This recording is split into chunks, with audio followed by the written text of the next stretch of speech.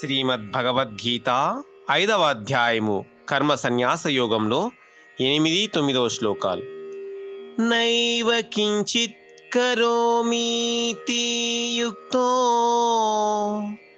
మన్యేత తత్వవేత్ పశ్యన్ శృణ్వన్ స్పృశన్ జిఘ్రాన్నశ్నన్ గచ్చన్ స్వపన్ శ్వసన్ ప్రలపన్ విసృజన్ గృహ్ణన్ ఉన్మిషన్ నిమిషన్నపి ఇంద్రియాణింద్రియార్థేషు వర్తంత ఇతి ధారయన్.